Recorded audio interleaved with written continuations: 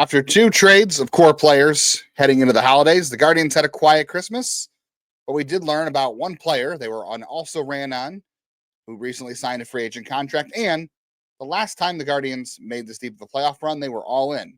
We'll talk about why that is not happening this time around on today's Locked On Guardians. Tanner Bagger of the Guardians, and you're listening to Locked On Guardians. You are Locked On Guardians, your daily podcast on the Cleveland Guardians. Part of the Locked On Podcast Network, your team every day. What's up, everybody? Welcome on into another episode of Locked On Guardians. Hope you all enjoyed your holiday break. I am Justin Latta, your host for today's show. Jeff Ellis out for the week, dealing with having some fun with some family, doing some traveling. So kudos to Jeff for taking that time. I'm back with you here, though, and we're going to talk today about a recent free agent who signed. The Guardians, we found out, were an also ran on them. We'll talk about why that might have been and if that could apply to anything else this offseason for the Guardians as they look to rebound from making some trades that were unpopular and how that shapes the team going into 2025. And the last time the Guardians made a playoff run as deep as they did in 2024, they were all in the offseason. We'll talk about why that is not the case moving into 2025. But first, thank you for making today Locked On Guardians your first listen today and everywhere you get podcast. And we're free on all the usual podcast channels. We're also on YouTube, so we appreciate you subscribing. I'm Justin Latta. I've been covering the Guardians minor league system going back to 2007. I've seen plenty of prospects at places like Guardians Baseball Insider, where I was the editor-in-chief for a couple of years. I am also a freelancer at the News Herald and the Morning Journal. You can find a lot of work covering the minor league system the last several years as well. All right, let's just get right into it today. So the Detroit Tigers, over the holidays, they signed Gleyber Torres to a one-year, $15 million deal. According to Evan Petzold of the Detroit Free Press, he got $15 million in 1 year, and that was because Torres wanted a one-year deal. He instructed his agents to go out and get him a one-year deal. He's 28, and he believes that coming into next season, he can earn himself a $100 million deal. He'll be 28 all of 2025, so he'll go into free agency at age 29, and he'll play his first next contract at age 29. So he's really betting on himself. He says he understands that he could have gotten multi-year deals, see that were other teams, but he only wanted to do a one-year deal. And again, Evan Petzold of the Detroit Free Press stated that multiple teams were interested in Gleyber Torres. That included obviously the Detroit Tigers, the Toronto Blue Jays were all in on him as well. And then he also said the Guardians were in on Gleyber Torres. I think that's interesting. They were in on him because obviously they just traded Andre Jimenez, so they had a bit of I don't want to say an opening at second base because the team has been very adamant about having depth in the middle infield and resetting that money somewhere else. And I'm very curious to see, the Red Sox are also interested on Gleyber Torres as well. I mean, one year, not really surprised Cleveland had interest. I think the one thing we can go back and say is that the Guardians generally aren't afraid of one-year deals. I mean, we could talk about money all day, and honestly, we're going to talk a little bit about money today too, but they're not really afraid of one-year deals for the most part because they can get that off the books at the end of the year, and that's exactly what Torres wanted. He's 20 years old. I think this was a unique circumstance. I'm not sure I want to look at this and say, okay, this is something the Guardians want to do, and they didn't get on this guy. And honestly, I hate the also-rans. I think we also hate the also-rans that, oh, great, so-and-so was interested in this player. Great, you didn't get him. So who cares? You didn't get the player. Who cares? That's the case here. But I think it's interesting to see what the Guardians' intentions are here and how they're trying to capitalize on the market, because I'd like to believe it's going to apply somewhere else if this was just not a one-off case. And I wouldn't be shocked that if it is just a one-off case. But Gleyber Torres had an interesting year. Obviously, he was a pain for the Guardians in the playoffs because he got on base in front of Juan Soto and Aaron Judge, and that was a nightmare, obviously, as we know. He had a really good second half. He had a terrible first half. He only had a 88 WRC plus in the first half, 124 in the second half with very limited power. So I think it makes sense for him to go out and take that one-year deal. And he didn't even want a mutual option. He didn't want any kind of option for the next year. He wanted to come in and get a one-year deal, and he wanted to prove he's worth $100 million going into 2026. Which, good for him. I don't blame players. He also had a much higher BABIP in the second half. but he had a 124 BABIP with limited power. So I'll be curious to see what he does. I do think it's interesting that Cleveland seems to be less concerned about second base defense in this case, because obviously Andres Gimenez, we know, is by far and away the best defender at second base in baseball, and the best they probably had since Robbie Alomar at the position. Unless you were one of those types that enjoyed watching Ronnie Belliard play short right field, which I did. I love Ronnie Belliard, and he couldn't get away with that, obviously, in 2024 baseball, but it was a lot of fun to watch. Gleyber Torres has not been a good defensive second baseman. He was -4 outs above average, according to StatCast last year. Has just been rated one of the worst defenders in baseball at second base over the last couple of years. There's a reason he moved off a shortstop for the Yankees, too. And we know the Yankees defense was horrid. That was one of the reasons they lost the World Series. It was one of the things Cleveland should have been able to capitalize on, but they didn't. And Cleveland seems to be more than willing to give Juan Brito a long look at second base. So they clearly aren't that concerned about defense at second base. It seems like a team that's looking for more offense. Maybe that's the way things are going for them right now. Maybe they feel like they can go in a direction where defense doesn't need to be as good. And this team needed to upgrade their pitching. Let's be honest. They need to upgrade their pitching. Maybe they feel like that offsets the defense a little bit. I don't know. We're gonna find out. The pitching is much deeper going into 2025 than it was in 2024. Maybe they feel like that'll be offset a little bit by better pitching. Carlos Santana's at first base, so should make the infield a little bit better on the right side of things if we believe he's going to hold up in 2025 at age 39, which it's a valid question whether he will or not. But I'm surprised that I'm not surprised Cleveland's interested in a player at age 28 in a one-year deal with potential of Torres, because he's a guy who they could have brought in for a year, and if things went well, then he goes out 1 year and gets $100 million the next season that he wants. Good for him. And if they're playing well and he contributes that great, or they could flip him if he's playing well and things don't go well. And if he plays horribly, then they have options to replace him. But this was a team that was pretty adamant about in their press conferences, which, again, we have to be careful about how much we really listen to them and really try to interpret. As much as we like to listen to that and try to read between the lines, it's also important to remember they're not telegraphing anything either, because if you tried to listen to anything Chris Antonetti said after the Andres Gimenez trade and after the Josh Naylor trade, they said they were fine at second base going with Juan Brito or Tyler Freeman or Gabriel Arias or Daniel Sheeman. They mentioned a bunch of options, right? And I don't think Angel Martinez was specifically mentioned, but they were fine going with internal options at second base. That's what they said. Of course, they're going to say that. And then they went out and we found out that they were also interested in Gleyber Torres. And obviously, I doubt they were offering him $15 million. He had multiple $15 million offers and he chose Detroit. So I doubt they went that high, and he was very sold on Detroit, it sounds like. So that'll be fun, because he was, like I said, he was a pain in the Guardians' neck in the playoffs, and now he gets to go to Detroit, who I think is getting a little bit better. They didn't, they added some pitching, but I don't know necessarily how much they are better than they were a year ago. But Torres is interesting. I just really wonder, will they apply this somewhere else? Was this a unique situation for them at second base? I kind of feel like it was, because of the kind of player Gleyber Torres is offensively. I just wonder if it speaks to their mindset of trying to upgrade on offense. And that's maybe what they're hoping in Juan Brito playing second base. Eventually, Travis Bazzana goes there. You hope sometime in 2026, or 2025, we can talk about that in a future episode too, about his timeline with all this going on. But being interested in Gleyber Torres maybe says that they're not totally comfortable at second base, the guys they have, and they were looking to capitalize on a unique opportunity. Are there other players that might work with? I don't know. We're going to look at that here in the second segment, other players that might work with. But I'd be careful about applying this other spots in the roster. I wonder if this was just a unique circumstance of a player's market, which is what we know Cleveland loves to do. When a player's market comes to them, instead of them obviously going out and having to meet them at their price, they always set their price. And if that's a guy that comes out of the range, we go back to Edwin Encarnacion in 2017. I never thought that Edwin Encarnacion was going to be a fit for them going into that year. And his market came down into a price range they were comfortable with, and they got him. And I think this is a very similar with Gleyber Torres, but that doesn't mean they shouldn't be willing to do things in other circumstances. Are there other players where this might be a fit?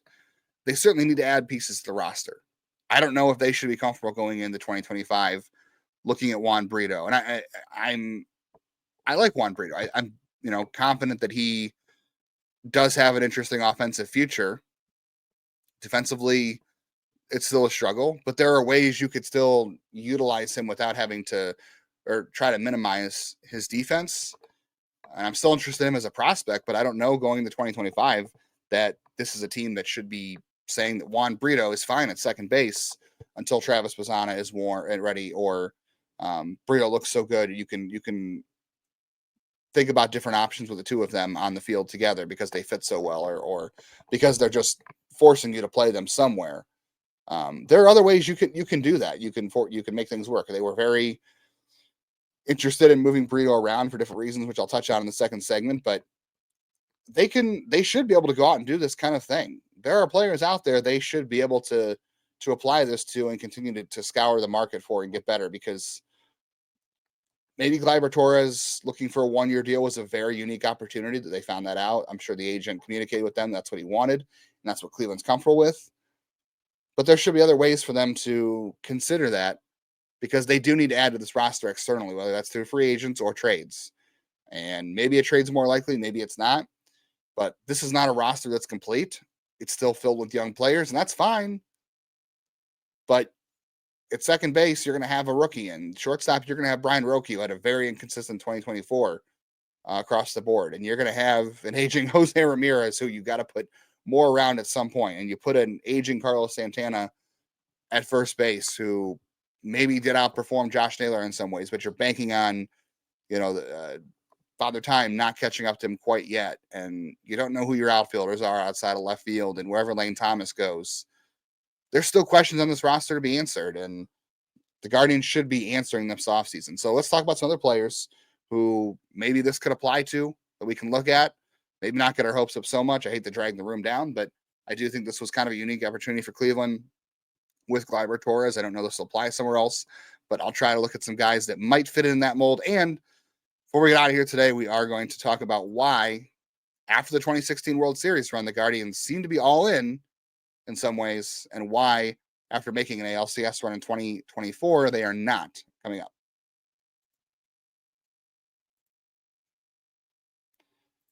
Before we get there, let's talk about Rocket Money. Did Rocket Money help you find anything you thought you were playing for twice in 2024? Going to 2025, you definitely want to try to limit those subscriptions. There's a lot out there. You can be paying for every TV subscription out there. I know we're paying for a lot of them.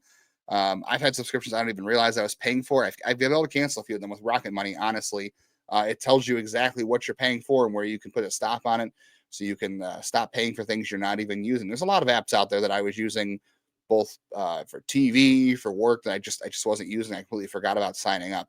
It's a personal finance app that helps you find and cancel unwanted subscriptions. It's going to help you monitor your spending, lower your bills, so you can grow your savings. All things we all want to do in 2025. Listeners, hosts, teams alike, apparently. Brings everything together in one place. It's subscriptions, spending habits, goals you want to hit, all that kind of stuff. They got over 5 million users, and they've saved people over $500 million in canceled subscriptions. So one of the best things I've used is a subscription tracker. I know it's helped me get some of those things in line in the past, where I've been able to knock those off my list. So cancel your unwanted subscriptions, reach your financial goals faster in 2025 with Rocket Money. Go to rocketmoney.com/lockedon today. That's rocketmoney.com/lockedon. rocketmoney.com/lockedon. All right, so Gleyber Torres is a Detroit Tiger. Apparently the Guardians were interested in him. Was that necessarily a sign for the Guardians where they're looking to go next in their offseason? Was that a one-off thing? I do tend to feel like it was a one-off thing, but let's take a look at some other guys this might apply to. Let's look at second base specifically, because I think that at least maybe says that second base is not a place where they're not unwilling to add external options. Because if Gleyber Torres had accepted their deal, they'd be putting him at second base, and that competition would be over. He'd be their second baseman going into spring training without a doubt. They'd have to, pivot on other things, even though they said, we want to have all this competition at second base and other positions, and that's fine. Are there other guys out there that make sense? So, Gleyber Torres did have a good year overall, even if he had an inconsistent season. from first half to second half. He had a strong second half. There's good metrics there, and I can see why Cleveland liked him. He doesn't chase out of the zone. He squares the ball up. He doesn't strike out a lot. He does walk a little, and this is a team that's interested in seeing guys walk a little more. Obviously, they don't want guys to chase either. And clearly, they're not that concerned about defense if they're okay with Gleyber Torres and Juan Brito at second base over Andres Gimenez. I'm looking at Jorge Polanco as an interesting option for them at second base. I've always liked Jorge Polanco. He's always been able to hit. I feel like he's always been a pain for Cleveland pitching. He's had 2 good seasons in his major league career. He's been an inconsistent player himself, but he's always hit. The strikeout rate has gone in the wrong direction the last couple of years. He has been more of a teen guy who strikes out in the teens. Now it's more in the 20s. But he hit 16 home runs last year to 92 WRC plus. 92 WRC plus is better than what Andres Gimenez gave you a year ago. And that's a bad year for Jorge Polanco, right? 2023, he only played 80 games because Jorge Polanco has had injury issues. He had a 117 WRC plus. Before that, in 2022, he was able to play in 104 games, which again, injury issues. So this is something, a common theme for him. But a 118 WRC plus. And what does Jorge Polanco have in common with Gleyber Torres? Well, he's not a good defender. He has been a pretty bad defender at second base throughout his career. Last year, he was probably the worst he's ever been, and I wonder how much that had to do with injuries because he had a knee injury last year. He was not much better in 2023, but he was a little bit better, half as bad. He's played some third base in the past too, which, not really a need for Cleveland, but a nice to have, someone who can push Jose Ramirez to DH occasionally. I know he doesn't want to do that, but I think it's in the best interest of everybody that he does a little more. But Polanco is no worse than Gleyber Torres at second base. He's had better years than him at second base for sure. Polanco has played short in the past. I don't think they would ask him to do that again. He hasn't done it since 2022. And he wasn't really good at it. I wouldn't be surprised if he could play some first base. That might ease his knee up a little bit, might minimize. I know they have Carlos Santana at first base, but Polanco's a guy maybe you can move around a little bit. And he's a switch hitter. This team could use more switch hitters. It's a team that needs more pop from the left side. I know everybody wants right-handed power bat, but this team needs pop from the left side. They need a little bit of balance, and I think he'd be a good fit for them on a 1-year deal. I mean, there's no such thing as a bad 1-year deal, and you don't have to lock yourself in at second base with him. If he comes into spring training, I mean, Polanco, if Gleyber Torres got 10 or 15 million from the Tigers, Jorge Polanco is going to get a lot less. And I'm not saying the reason the Guardians must have been interested in Gleyber Torres, they felt better about the offense. You can't feel as good about Jorge Polanco because he's been hurt and he's coming off a very bad year where he was hurt again. I shouldn't say very bad. It was 92 WRC plus. It's better than what Andres Gimenez gave you, and he was still actually a positive WAR player, even if it was pretty low for. Actually, he had 469 plate appearances last year, so he didn't miss a lot of time with injury. He was hurt, but he actually played 118 games, which was his most since 2021. So not as bad as it has been in the past. And he may not be going in the right direction. It could be a bad 1-year deal as far as performance, but if it's not working out, you're not locked into Juan Brito at second base. You're not locked into Angel Martinez or Tyler Freeman at second base. And honestly, I think Polanco at least gives you a little bit of competition, maybe a little bit of a floor. He's a veteran. He doesn't have to play second base. He can play, maybe some other positions for you. And they moved Juan Brito around in the minor leagues last year. He played right field. He played first base. He played third base. The same. I wonder if Brito's a similar player to Jorge Polanco now that I'm thinking about it. Terrible defender. They're trying to move him to different positions. He's a switch hitter. He doesn't have a ton of pop, but he can hit for some pop. There's some walks. There's some strikeouts. Maybe Juan Brito is the outcome of Jorge Polanco at his peak. Now, Jorge Polanco in 2021 hit 33 homers. I'm not sure I buy that Juan Brito's hitting 33, but again, 16 homers, 14 home runs, 16 home runs in the years following that. He also had a year in 2019 where he hit 22 home runs in 153 games. I can see that for Juan Brito, but Juan Brito can, maybe play some right field because right field right now is Will Brennan and John Kenzie Noel, and that's not a position you should be locked into and right now going to 2025. If you really like Juan Brito and you want to see him make an impact, well, make him do it in right field or second base. Polanco would be an interesting fit for them there. Just looking across their other spots, like I don't know if there's anybody else out there. I kind of looked at free agents and like I looked at Alex Verdugo, and I'm not really a big fan of his attitude. There's David Peralta who can play right field. Dylan Carlson's a minor league free agent kind of guy. I just don't see a lot of options in the market. So I kind of feel like Gleyber Torres was a unique case. Polanco would be an interesting fit for them. Brendan Rodgers last year was a 88 WRC plus. That's no better than Andres Jimenez. I'd be more interested in committing that money somewhere else if they're going to do something like that. Although it is interesting that he's the same age as Gleyber Torres. And he did have 13 home runs a year ago. But he's never had a WRC plus over 100. So I don't think Brendan Rodgers is an answer there.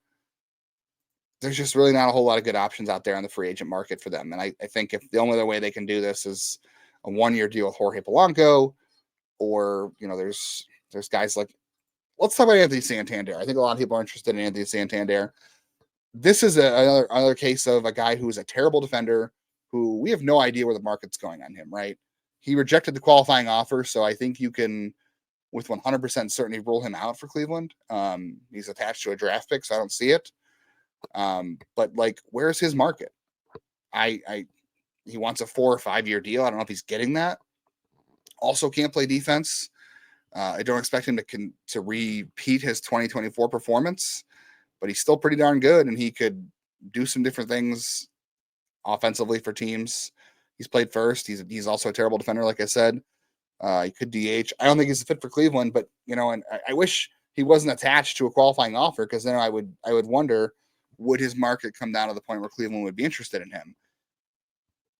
The qualifying offer takes him off the board to me immediately. And hey, I was wrong about them trading Josh Naylor. So maybe they would surprise everybody and sign a guy who's got a qualifying offer attached to him, but I really doubt it. I'd be really surprised by that, given where they have talked about payroll challenges or just making moves that are necessary to balance the long term, is the way they put it. Doesn't sound like a team that's really interested in committing a multi-year deal to a guy who's essentially a 30-year-old DH already, who was one of their prospects at one time, who they probably should have kept, even though I have mixed feelings about how that went back then. I'm not really sure where that market goes, but I think they would surprise. I think it would be a surprise to everybody if they did it. It would certainly be an interesting fit in right field. I think Jorge Polanco is probably the only guy I can see on the market at an offensive position besides like a David Peralta or someone of that nature bringing in for this year. But they still have things they need to do out there. I don't imagine Gleyber Torres, the interest in him is going to lead to much else. Not somebody who was on anybody's radar, honestly, after the trade. I think it was a unique position. If he was seeking a multi-year deal, you could bet Cleveland was out.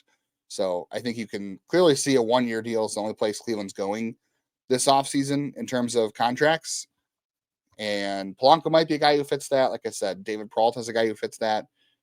I just don't know where else that gets applied to. But this team does have holes. They got to do other things at this point to move into 2025. Let's talk about next. After 2016 in the World Series, Cleveland was all in, as all in as they've ever been. We're going to talk about why that is not happening in 2025.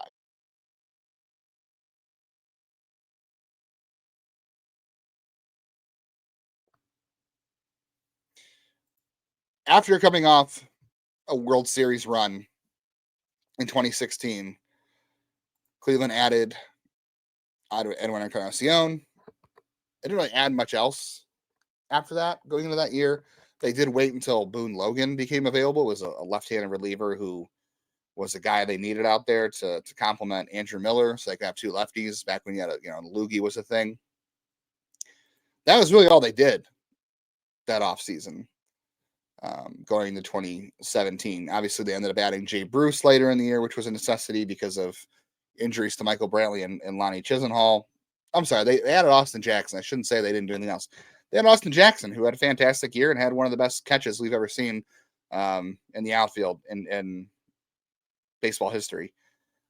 But they didn't do much else. But they still went out there and got probably the best offensive free agent on the market at a position of need. And they added another piece later on in Boone Logan that was really a luxury, which is something we've never seen them do One or the other, more likely Boone Logan would have been their main offseason acquisition. And quite frankly, Boone Logan was terrible. He had 21 innings with them, and I don't think he finished the year with them. He was maybe he did. He was terrible though. Very awful year for him. 316 FIPS. Maybe it wasn't as bad as I thought it was. It seemed much worse on paper, or maybe much better on paper than it was in reality. But looking back, I was trying to figure out why did the Indians back then, why did they go in on 2017, and why aren't they doing that now?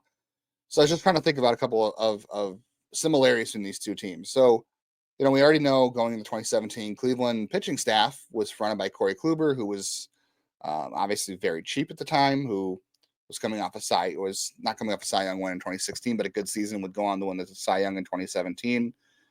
Yeah, Carlos Carrasco had a great year. Danny Salazar had a great year in 2016. But Cleveland knew he was on borrowed time.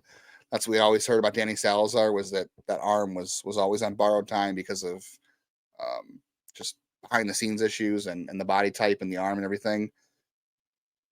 And he was not anywhere near as good in 2017.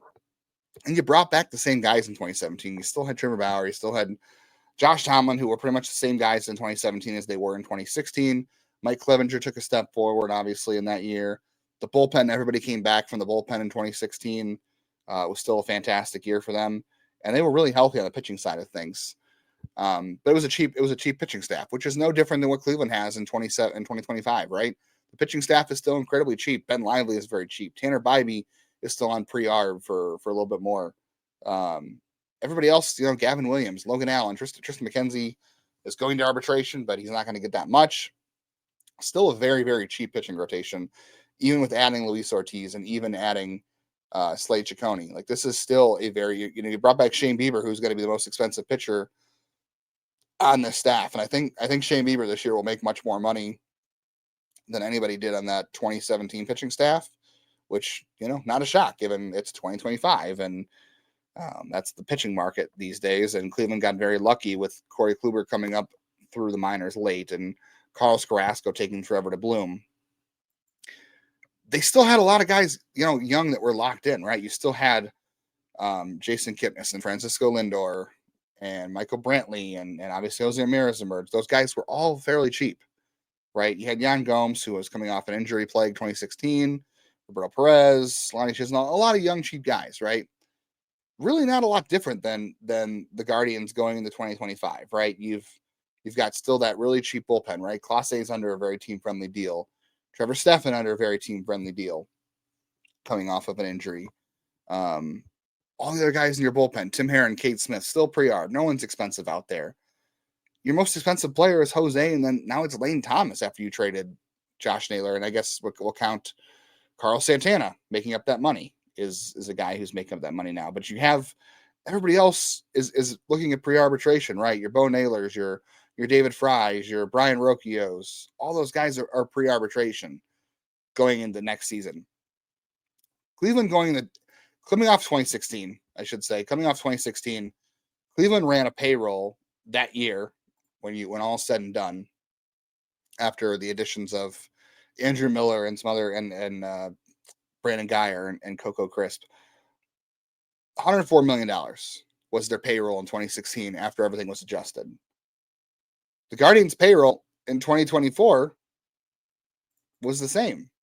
It was 104. So the Guardians had the same payroll in 2024 as they did in 2016. And let's consider that inflation in baseball. Let's consider they now have another minority owner that I'm going to mention very briefly before we get out of here. The payroll is the same in 2024. And I really hate talking about payroll. I really do. I think it's a very unproductive conversation because everyone just gets mad about it. And there's really not a whole lot you and I can do to control it. Like, Jeff and I can sit here all day. Zach and TJ can sit here all day and talk about money. That's not going to change a thing of how the Guardians operate. They do not care about what we think about their payroll. They don't. No, they don't care about what you think about their payroll. They're going to make decisions based on whatever they want, whether it's finances or whatever they're doing. It just generally is not a productive conversation because all it does is lead to the same anger spiral, and we don't have any control over that. We can control we can't control anything, but we can at least talk about baseball moves. I've always continued to say I want to separate the ownership conversation from the front office conversation. Look at what the front office is trying to do with what resources they have and judge the ownership in a completely different light because they have more control over these things than the front office does, at least in terms of resources, in terms of money. But they had the same payroll in 2016 as they do right now. And in 2017, their payroll ended up obviously going way up because they added Edwin, they added Loon Logan, and they ended up adding Jay Bruce at the end of all that too. Their 2017 payroll, if it was all said and done, was $132 million. And going into 2018, it went up again at 142. And that was the end of Michael Brantley's deal. That was the end of Andrew Miller's deal at the end of 2018, all that kind of stuff. That was a really brief stretch where they were kind of all in. They were trying to capitalize on that momentum, right? They had a really good core. They had some needs they were able to fill. They went deep in a couple of playoff runs. That's great. This team, only I can point to why this isn't happening is it's not having a financial partner that's quite as invested as John Sherman was at the time, and the TV deal. And the reason I bring up the TV deal is because obviously you saw between the last episode and now that Corbin Burns signed with the Arizona Diamondbacks for over $200 million. The Arizona Diamondbacks last year, halfway through 2023, lost their TV deal with Bally. They were part of Bally Sports Southwest. They lost that TV deal in 2023, and in 2024, they were broadcast by MLB, and they found deals on Spectrum, Xfinity, and DirecTV, and they had the MLB package where you could pay, I believe it was $100 a year. I think it was $200 a year was MLB TV plus Diamondbacks TV, and it was $100 a year for fans who just want an MLB TV that gave them Diamondbacks games. So we still don't know what the Guardians TV situation is going in 2025. If you're looking for a base of things, the Diamondbacks 2024, you could buy it on MLB TV for $100 a year and just get Diamondbacks games on the MLB app, or you could pay $200 for the whole year and get all MLB TV plus all Diamondbacks games. So maybe that's your barometer for Cleveland. And again, they found three local partners, not three cable partners between Spectrum, Xfinity, and DirecTV that broadcast all the games over the air and not just the streaming apps. So maybe that's what to look at going into 2025 for Cleveland. That got announced in February, by the way. So, I wouldn't expect that deal to be announced anytime soon for Cleveland unless things are going on behind the scenes. All I can point to is the TV deal. But when you look at Arizona has the same TV situation as the Guardians right now. They're broadcast by MLB. I think MLB funded 80% of what they lost in 2024. And the Diamondbacks TV deal was much bigger than the Guardians. The Guardians were supposed to get $55 million. The money was closer to 80 something, I want to say, for the Diamondbacks. So there is a gap there. Cleveland's going to get $15 million from the league for TV going into next year. No idea where their money's coming in from in terms of a TV deal. There are stadium renovations going on that are partly funded by taxes, partly being paid for internally, that I think they wanted more public money from. Let's be honest, that's what all owners want, is they want more public money to fund their stadiums.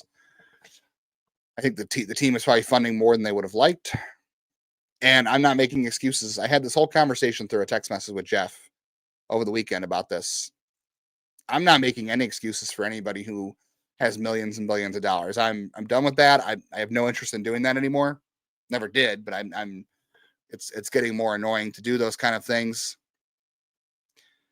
Cleveland's going to run out right now, as of right now, a payroll of $97 million. That's projected payroll going next year, $97 million. And that's $7 million off of what they spent a year ago. Essentially what the Twins did. The Twins had to cut, I think, 20 or 40 million going into 2024. And it was a very unpopular offseason. And they had a higher payroll than the Guardians still, but they cut down significantly, and it cost them. It cost them in terms of depth. Cleveland has a hold on, I wouldn't say a hold on this division, but the Royals, I don't think, are a better team than they were at the end of the year. The White Sox are worse. The Tigers are marginally better. I think Gleyber Torres will be interesting for them. The Twins aren't any better. They haven't done anything. The Guardians still have a young team.